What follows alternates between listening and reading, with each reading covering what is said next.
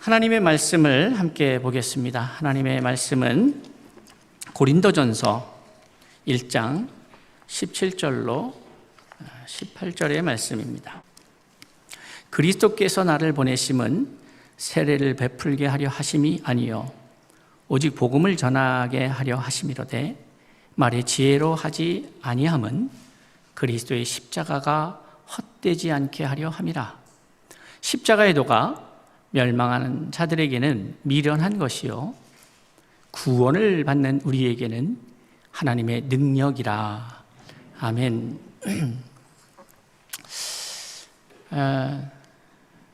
우리가 믿음의 삶을 살아가면서 누구나가 소망하는 것이 있다면 힘있게 능력있게 신앙의 승리를 하며 살아가는 그런 신앙의 삶을 꿈꾸고 또 기도하는 줄로 알고 있습니다.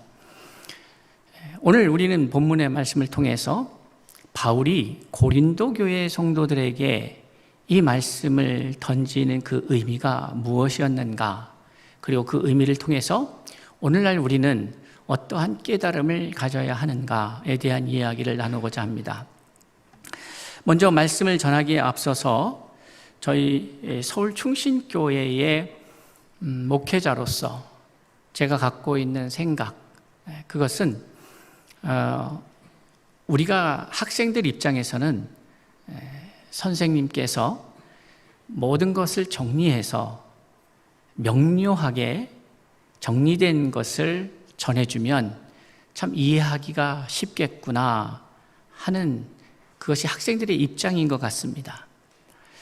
그런데 저는 말씀을 전하는 사람으로서 제가 우리 성도님들께 기대하는 것은 제가 이해한 하나님의 말씀을 정형화하고 일반화해서 여러분들에게 그것에 맞춰지도록 요구하고 싶지 않다는 말씀을 먼저 드립니다.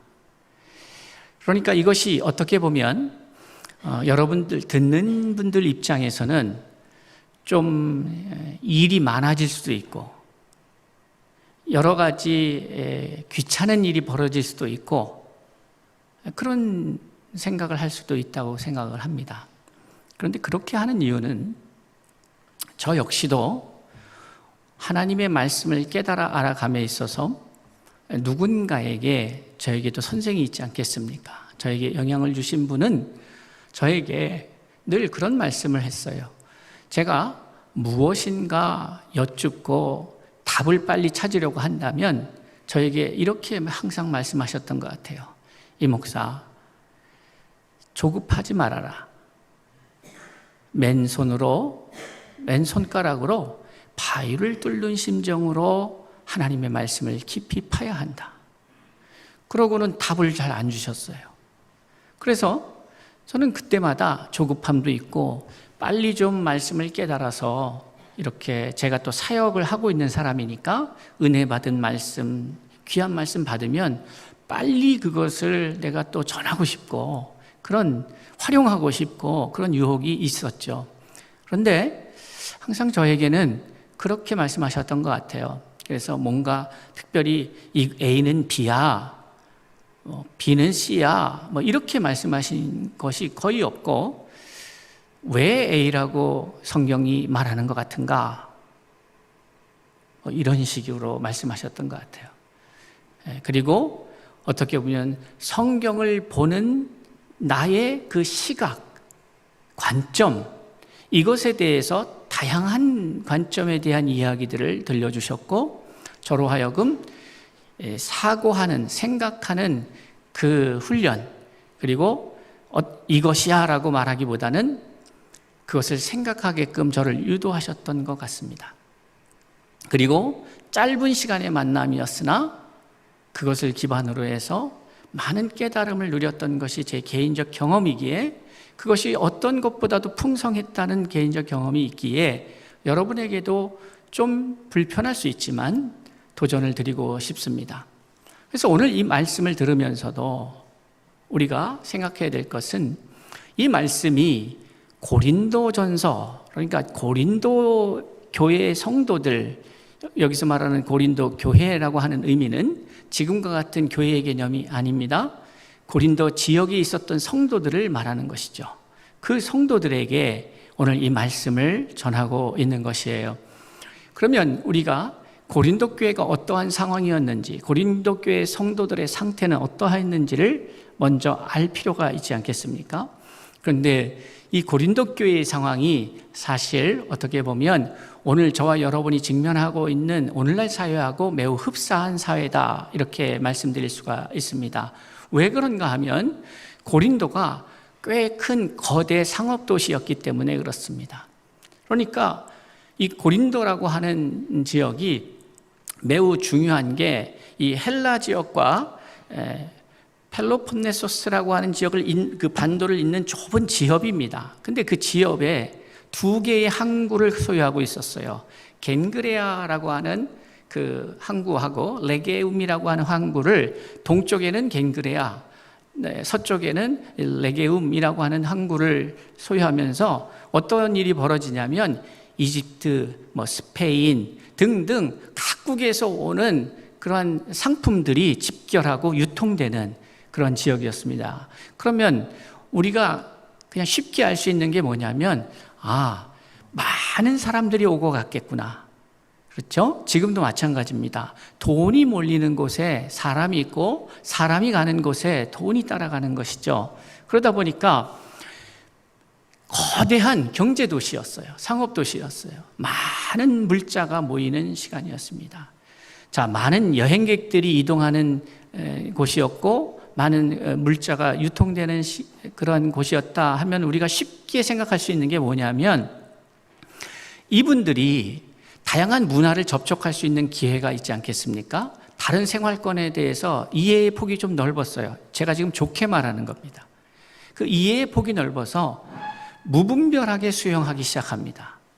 그리고 다른 그 타 문화에 대해서 제한하거나 어떤 그 문화의 그 산물이라고 한다면 그것이 도덕적으로 판단하지 않고 그냥 수용되는 분위기였다, 이 말이죠. 그러다 보니까 어떤 문제가 발생하냐면 타락의 문제가 있었습니다. 심각한 도덕적 타락과 성적 타락이 있었던 도시가 바로 이 고린도라고 하는 교회였습니다.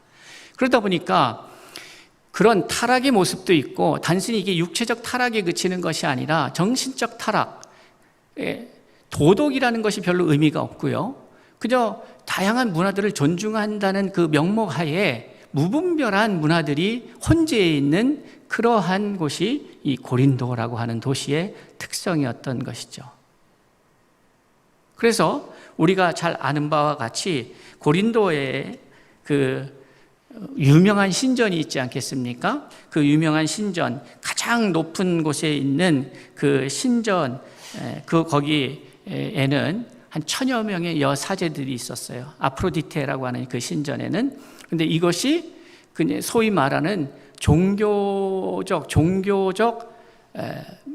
매춘이 공식적으로 진행되는 그러한 곳이 바로 그 아프로디테 신전의 모습이었습니다. 그러니까 그 타락상을 이루 말할 수가 없는 것이었어요. 그런데 그곳에 복음을 접하고 믿음의 삶을 살고자 몸부림치는 성도들이 있었던 것이죠. 우리가 이제 사도행전을 계속해서 보고 있는데, 사도행전에 보면 이 고린도가 바울에게 있어서 매우 중요한 사람을 만나는, 중요한 믿음의 동역자를 만나는 장소이기도 합니다.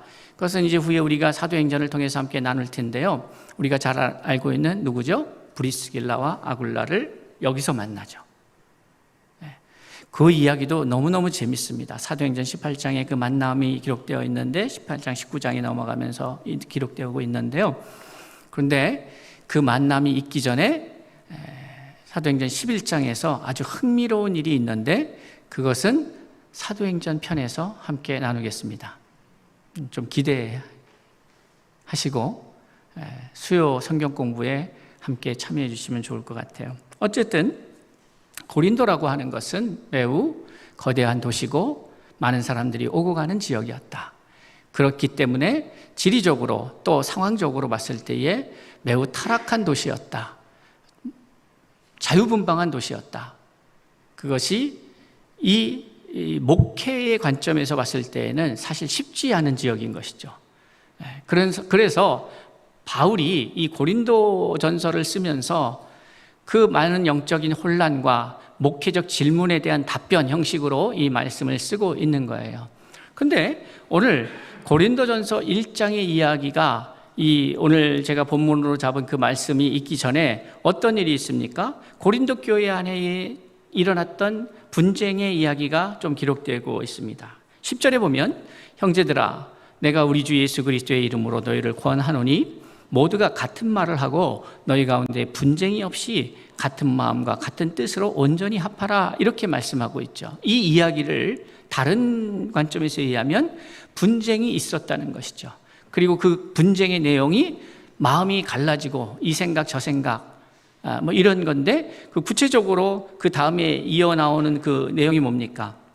12절에 보면 내가 이것을 말하거니와 너희가 각각 이르되 나는 바울에게 나는 아볼로에게 나는 게바에게 나는 그리스도에게 속한 자니라 한다는 것이니 이게 뭡니까? 분파가 나뉘어진 거죠. 바울파, 뭐 게바파, 아볼로파, 그리스도파. 그러니까 파가 나눠지니까 교회가 마음을 같이 할 수가 없게 된 거예요.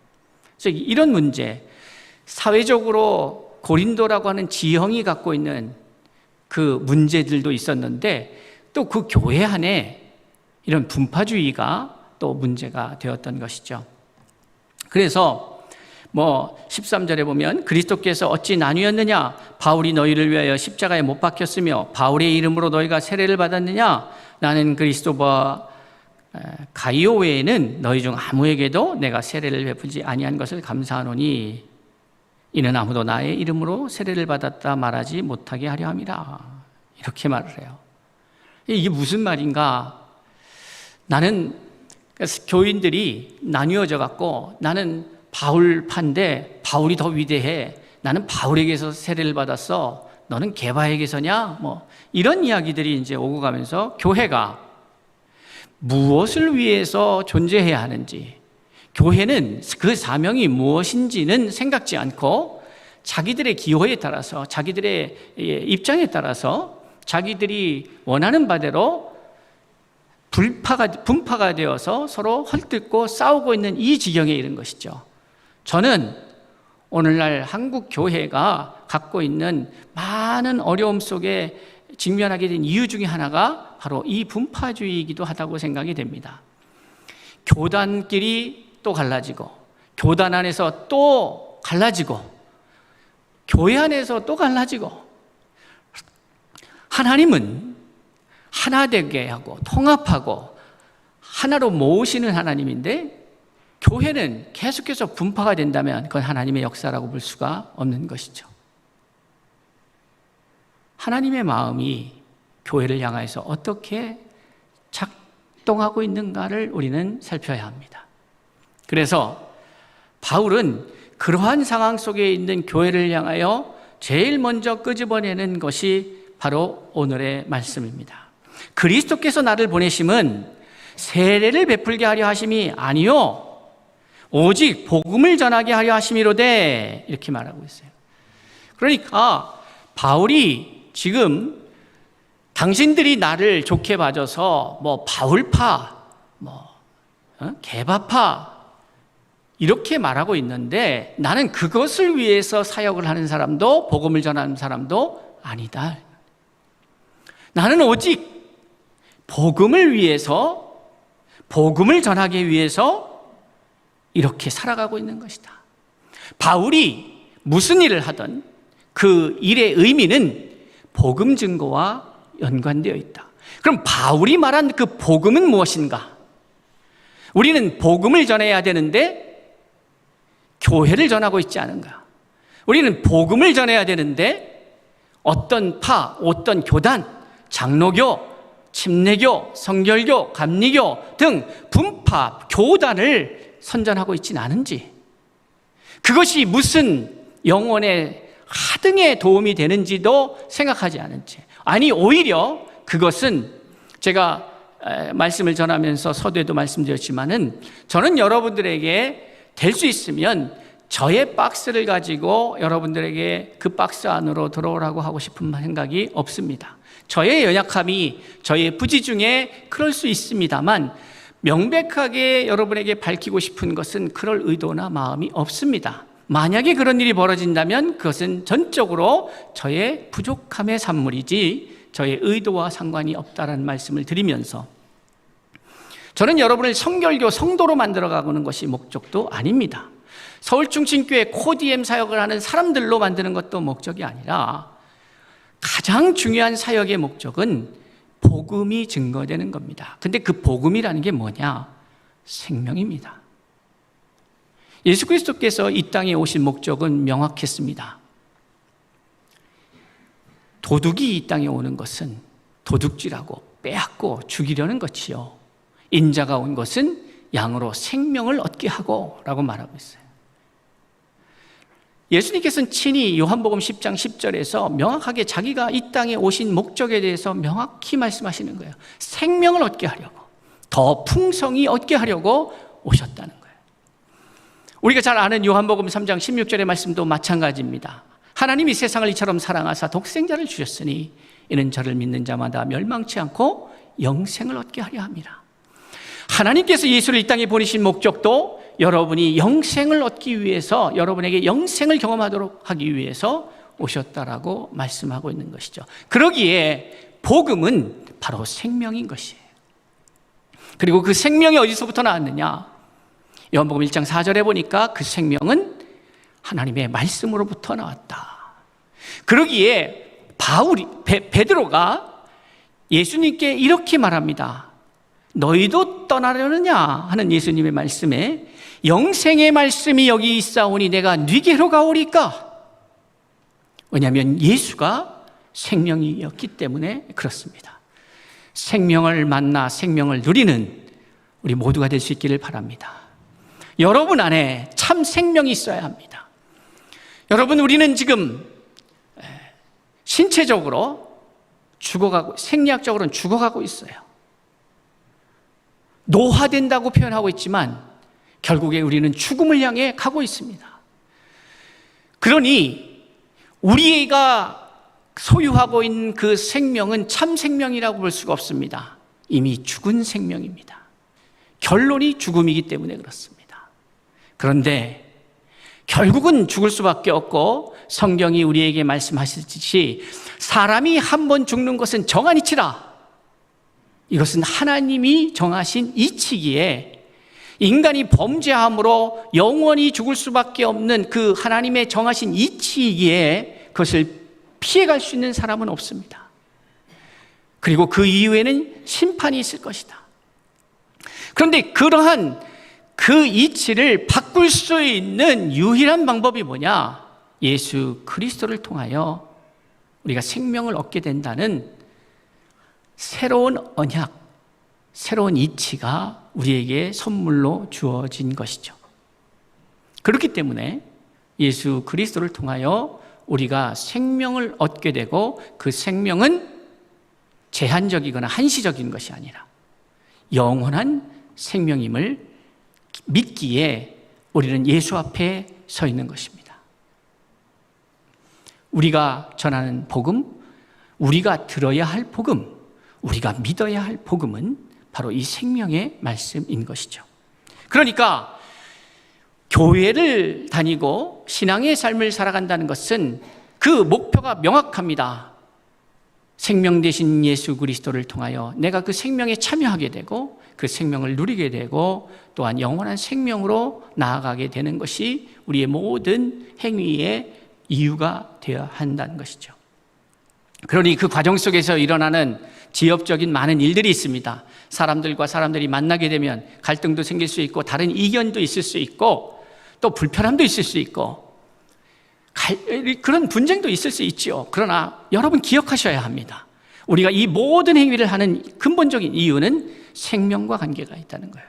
그러니 나만 사는 존재가 아니라 아담은 그런 존재였습니다. 생기를 부여받고 살아있는 존재가 되었습니다.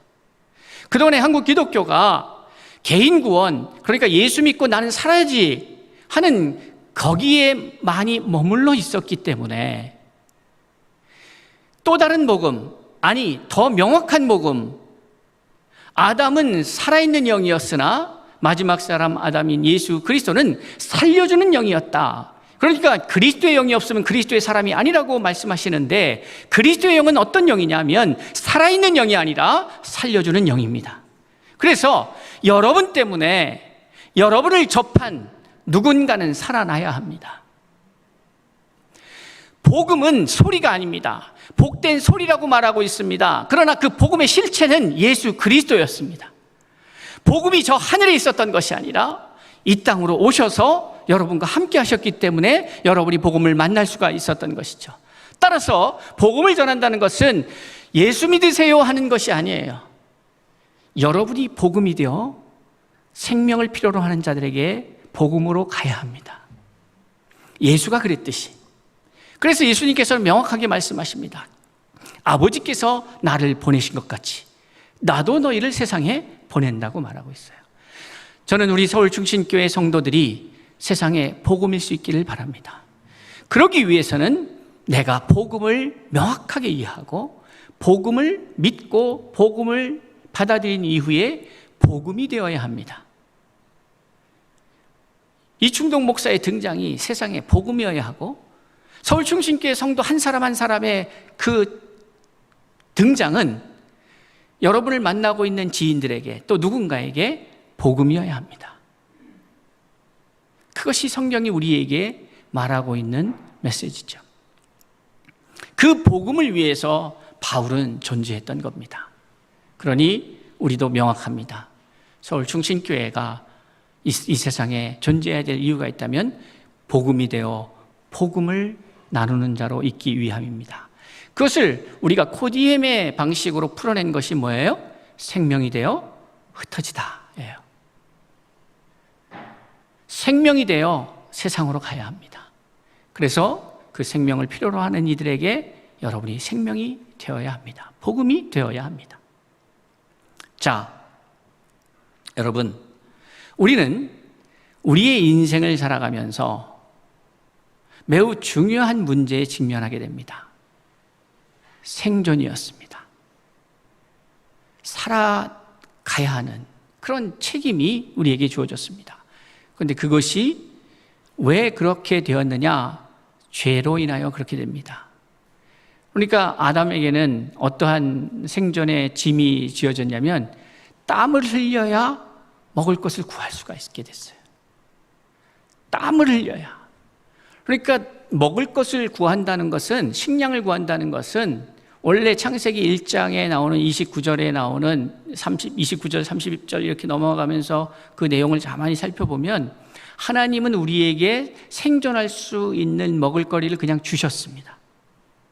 일하지 않아도 되었던 거예요. 왜냐하면 그 생존을 위해서 일하는 것이 우리를 창조하신 목적이 아니었기 때문에 그렇습니다. 우리의 생존은 당연히 하나님께 생기를 받는 순간 그 영원성을 담보했죠. 그런데 죄로 말미암아 그 생존이 위태로워집니다. 그러면서 이제 사람이 무엇을 위해서 태어났는지를 생각하기보다 그 겨를이 없어요. 그죠? 살아가기가 급급한 인생이 돼버린 거예요. 그게 오늘 우리의 모습이에요. 죄인의 모습입니다. 저 정확하게 말씀하면. 그러나 의인이 되었다라고 하는 것은, 하나님의 자녀가 되었다라고 하는 것은 무엇인가 하면, 무엇을 먹을까 무엇을 마실까 염려하지 마라. 이는 이방 사람들, 다시 말해서 죄인들, 하나님을 알지 못하는 자들이, 복음을 알지 못하는 자들이 하는 것이다. 너희는 먼저 그의 나라와 그의 의를 구하라. 자, 우리의 존재가 달라진 것이죠. 우리의 신분이 달라진 겁니다. 그러면 그 나머지는 하나님이 책임져 주신다. 여러분, 이것을 믿고 살아가는 사람이 있고 이것을 의심하며 살아가는 사람들이 있는 거예요. 교인 중에. 저는 다시 말씀드리죠. 누구를 위해서 신앙생활하는 게 결코 아닙니다. 그리고 우리가 하나님을 위해서 신앙생활합니까? 하나님을 위해서 우리가 좀 조심해야 되는 게 뭐냐면, 모든 것이 주의 영광을 위해서 한다 그러는데 이게 참 약간의 위험성이 있는 말이에요. 제 입장에서는 그렇습니다. 이 말이 잘못하면 우리가 모든 것을 희생해서 하나님 한 분 좇아고 살아가는 인생인 것으로 잘못 이해할 수 있다는 거예요. 근데 하나님은 그럴 마음이 없어요. 왜냐하면 여러분의 무엇함이 하나님의 영광과 아무런 관계가 없어요. 그런데 여러분에게 그것을 요구하는 단 한 이유가 있다면 그것은 뭐냐면 하나님이 여러분을 이 세상의 어떠한 존재보다도 사랑하시기 때문에 그렇습니다. 그러니까 내가 가장 사랑하는 존재가 나의 마음을 이해하고 나의 기대 속에서 원래 누려야 될 그 자녀가 누려야 될 모든 것들을 누리는 것이 하나님을 가장 기쁘게 하는 일이지 않겠습니까? 여러분, 우리가 부모로서 알잖아요. 우리의 자녀가 막 자기 힘들면서 효도하겠다고 몸부림치는 것을 좋아하는 부모가 어디 있겠습니까? 차라리 너가 잘 살면 된다. 너가 잘 있으면 된다. 너가 행복하게 잘 살면 되지. 그게 진심이든 아니든 그런 말 하잖아요. 저는 진심이라고 생각하지만 가끔 열받고 화나면 그런 마음이 안 들 때도 있지만, 그런데 진짜 부모의 진심은 자식이 잘 되는 거죠. 하나님 아버지의 진심이 뭐겠어요? 자녀들이 잘 되는 거죠. 자녀들이 행복한 거지. 자녀들이 생명력 있게 그 권리를 누리면서 살아가는 것, 그것이 하나님 아버지의 참 마음이고, 그 마음을 시원케 하고 기쁘게 할 때에 그것이 하나님의 영광이 되지 않겠습니까? 그러니 우리는 잘 이해해야 합니다. 하나님, 우리가 무엇을 하면서 하나님 앞에 영광이 되는 것이 아니라 그 무엇함은 이렇게 이해하셔야 합니다. 우리가 하나님 앞에 헌신한다, 헌금한다, 뭐 우리의 재능을 바친다 하지만은 더 정확한 것은 나의 것이 하나님의 그 위대한 생명의 역사 이치 속에 함께 참여하여서 썩어질 것, 죽어갈 것, 사망할 것에 대한 일이 아니라 영원한 생명에 관한 일에 내가 동참할 수 있음이 나에겐 영광이요 기쁨이 되는 것이에요. 여러분이 그렇게 하지 않으면 여러분이 갖고 있는 그 모든 것은 여러분을 죽음으로 인도하는 도구가 되는 수밖에 없기 때문에 그래요. 여러분의 탁월한 재능이 되었던, 여러분의 지혜가 되었던, 지식이 되었던, 건강이 되었던, 물질이 되었던, 그것은 결국은 여러분을 죽게 하는 그 과정일 뿐인 것이죠. 그러니까 그 과정 속에서 괴로운 거예요. 평안이 없는 거죠. 그런데 나의 재능이, 나의 건강이, 나의 시간이, 나의 물질이, 나의 자녀가, 나의 모든 소유라고 생각하는 그 모든 것들이 그 하나님의 생명사역에 동참할 수 있다면 나의 영광이죠. 나의 기쁨이죠.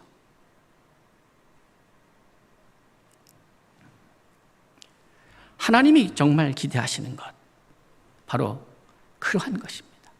그러니까 복음을 전한다는 것은 복음이 되어 흩어진다는 의미가 있는 거예요. 여러분이 생명을 받아 누린다고 하는 것은 단순히 여러분에게 그것이 멈춰지는 것이 아니라 여러분이 새로운 생명이 되어서 하나님의 자녀가 되어서 그 생명을 필요로 한 자들에게 또 다른 생명이 되어 복음이 되어 나아가는 것을 의미합니다. 말의 지혜로 하지 아니함은 그리스도의 십자가가 헛되지 않게 하려 합니다.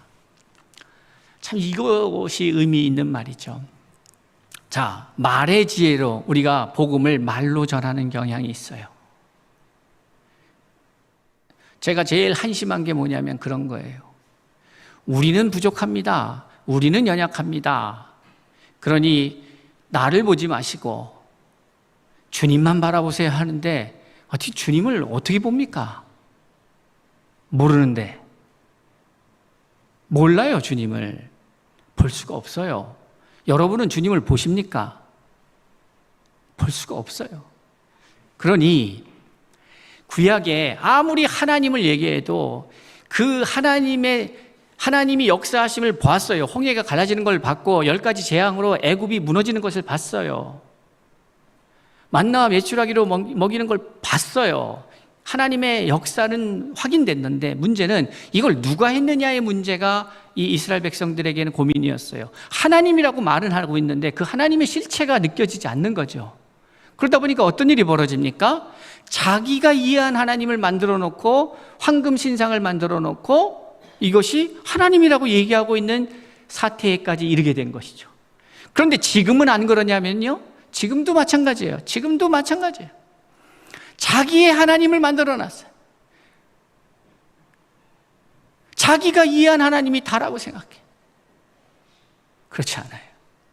그러니까 하나님께서 마지막으로 선택한 방법이 뭐냐면, 친히 말씀이 육신이 되어 친히 하나님 되신 그분이 인간의 몸으로 보여지는 하나님으로 우리에게 나타나셔서 이것이 하나님의 자녀의 모습이다라고 역사 속에서 나타나신 바 된 것이 예수 그리스도죠. 그런데 그 예수 그리스도도 이제 승천하시고 보이는 존재로서 우리에게 나타나 있지 않습니다. 그러니 우리는 예수를 확인할 방법이 없습니다.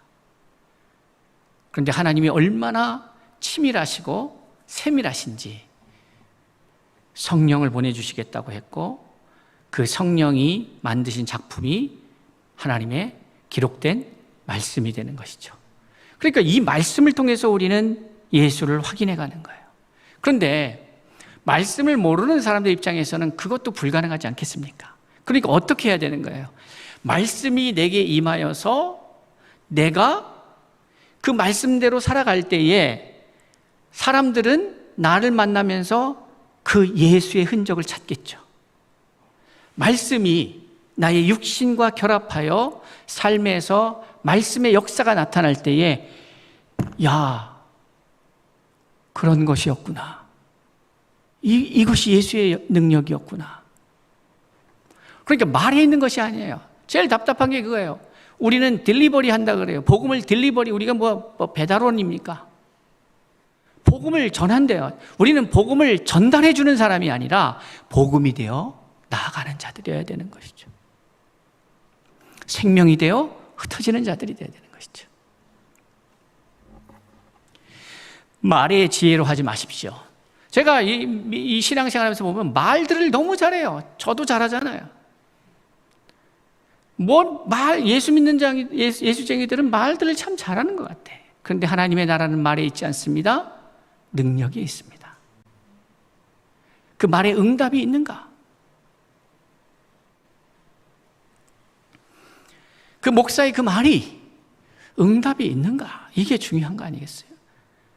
성도의 말이 응답이 있는가? 말로는 뭐 별 얘기를 다 하는데 아무런 능력도 없다면 그것이 무슨 복음이겠습니까? 여러분, 복음을 경험하고 복음으로 산다는 것이 얼마나 복된 삶인지를 경험할 수 있기를 바랍니다. 그것은 여러분의 것이어야 합니다. 말로 전하지 아니한 것은 그리스도의 십자가가 헛되지 않게. 무슨 말입니까? 만약에 이것이 말로 전하는 일이었다면 예수가 이 땅에 오실 이유가 없죠. 저 위에 계시면서 당신의 대언자들을 보내셔서 계속 메시지를 던졌을 거예요. 그런데 그게 안 돼요. 그렇게 해서 되는 문제가 아니에요. 그러니까 친히 오셔서 십자가를 지신 거예요. 그리고 부활하신 거예요. 아무리 얘기해도 이걸 못 알아들으니까. 그러면서 오늘 우리는 18절의 말씀을 맞이합니다. 십자가의 도가 멸망하는 자들에게는 미련합니다. 여러분, 멸망하는 사람들에게 하나님의 방식, 이 도라는 의미가 뭐겠어요? The way.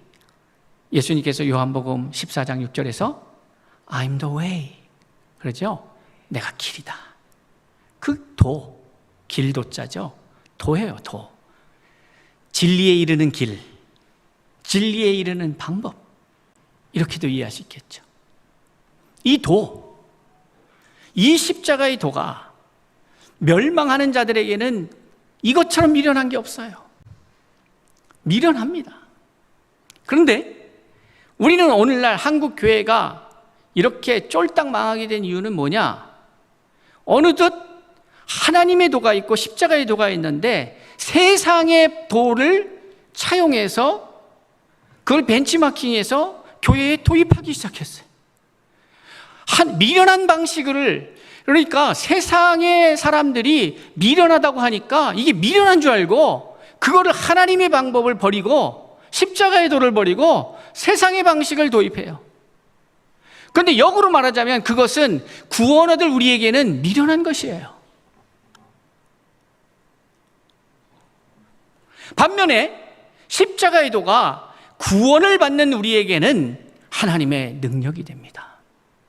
말씀을 시작하면서 저는 우리가 신앙생활하면서 원하는 것이 있다면 능력을 받아 승리하는 삶을 사는 것을 우리 성도들이 기대한다라고 말씀드렸습니다. 여러분은 어떠십니까?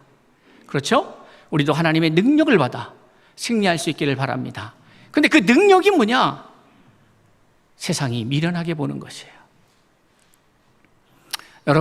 여러분의 생각을 싹 갈아서 바꾸지 않으면 십자가의 도가 왜 능력인지를 알 수가 없습니다. 알 수 없으면 믿을 수 없습니다. 믿을 수 없으면 누릴 수도 없습니다. 제가 기억하세요? 제가 자주 말씀드렸던 게 성경은 공부하는 것이 아니라 살아내는 것이다 라는 말씀 많이 드렸던 것 같아요. 아는 것만큼 믿고 믿는 것만큼 누릴 수 있다. 이 말도 참 많이 했던 것 같아요. 하나님의 말씀을 상고하며 말씀을 연구하고 묵상하고 읽는 이유가 뭡니까? 하나님의 말씀을 인지하기 위해서입니다. 알기 위해서입니다. 그 아는 이유는 믿기 위해서입니다. 믿는 이유는 누리기 위해서입니다. 그러니 아무리 말로 해야 소용없습니다. 여러분이 하나님의 말씀을 누리셔야 합니다. 경험하셔야 합니다. 그러면 그것보다 더 확실한 증거는 없습니다. 여러분이 하나님의 증인이 된다는 것은 그 말씀을 누릴 때에 여러분이 확실한 증인이 되는 것이죠. 하나님의 능력이 있어야 합니다. 그런데 이 하나님의 능력을 성경에서는 그 능력의 출처가 어디냐? 하나님의 능력은 어떻게 임하느냐? 우리가 사도행전 1장 8절에 보니까 오직 성령이 임하시면 권능을 받고 할 때 이 권능이 바로 능력입니다. 그러니까 하나님의 능력, 우리가 소유해야 할 그 능력은 어디로부터 오느냐? 성령의 임재로부터 옵니다. 그럼 성령이 무엇이냐? 보니까 거룩한 영이에요.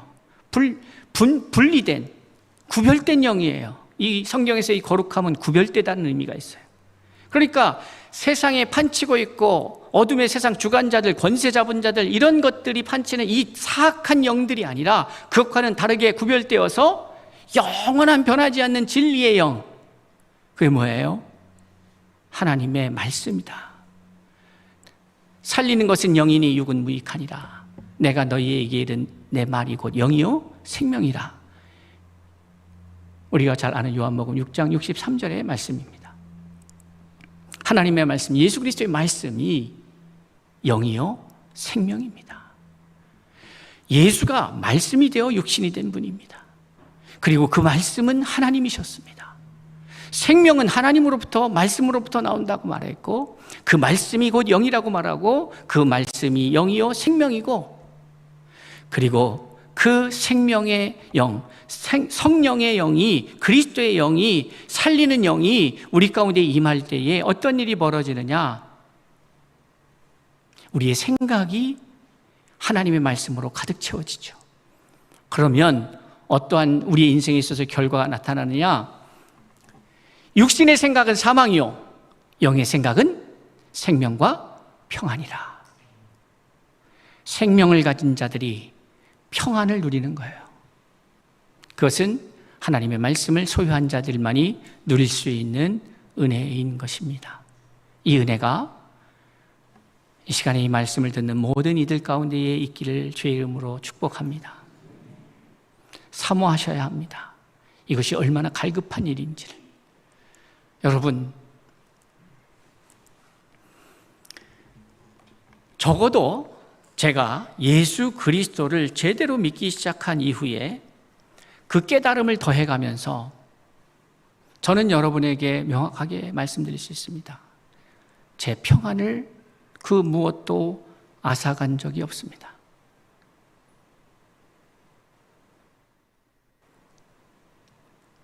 이것이 얼마나 하나님 앞에 복된 일인지를 아셔야 합니다. 평안을 빼앗기지 마십시오. 그런데 그게 안 뺏긴다고 몸부림치면 되는 게 아니라 하나님의 말씀으로 내 심령이 가득 채워져야 가능한 일입니다.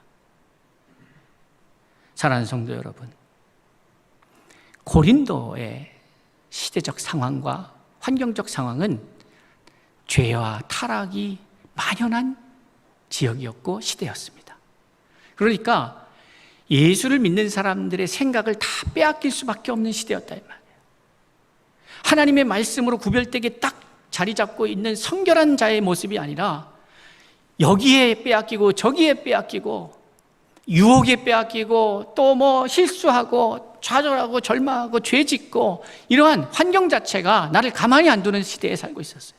이때에 내가 평안을 유지하기 위해서는 하나님의 말씀을 붙잡고 서 있지 않으면 그건 불가능한 시대였습니다. 그런데 그게 바로 오늘날 우리 시대입니다.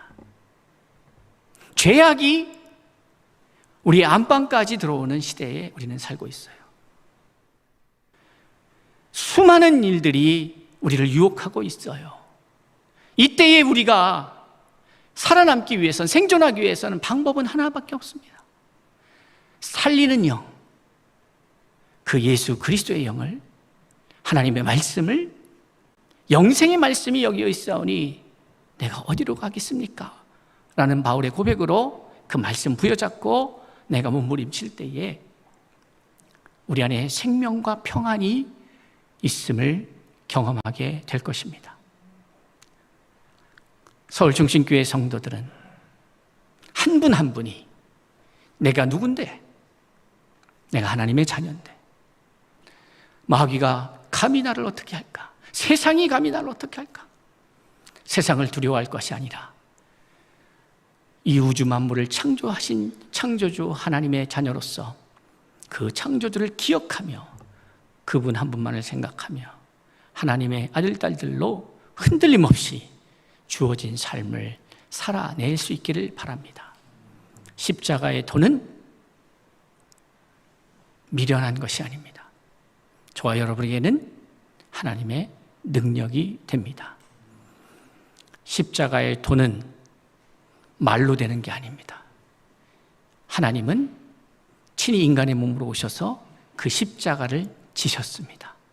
자기가 피 흘렸고 자기가 땀 흘렸고 자기가 모욕받고 그리고 그것을 통해서 마태복음 5장 10절 이하에 기록된 대로 마지막 믿음의 최고의 위치, 의를 위하여 박해를 받는 것이 복되다 하신 당신의 말씀을 친히 당신의 삶으로 살아내면서 결국 모든 만물의 왕으로 등극하시는 그 부활의 아침의 주인공이 됐음을 기억한다면, 그것이 예수의 길이었고 십자가의 길이었다면, 그리고 그것이 내가 달려갈 길이라면, 내가 곧 길이요 진리요 생명이니 나로 말미암지 않고는 아버지께로 올 자가 없다고 하셨기에 우리가 가야 될 그 길은 십자가의 길이고 십자가의 도고 예수의 길이요 예수의 도임을 기억하면서 생명의 길, 생명의 도로 나아가는, 세상이 미련하게 보이나 세상은 미련하다고 얘기하나 우리에게는 능력이 되는 그 역사를 우리가 입술로 주장하는 것을 넘어서 삶으로 증명해내는,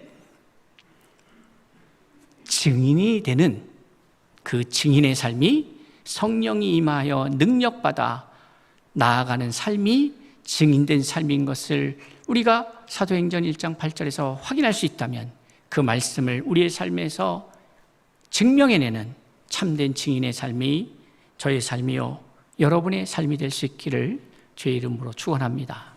하나님의 능력으로 승리합시다. 기도하겠습니다.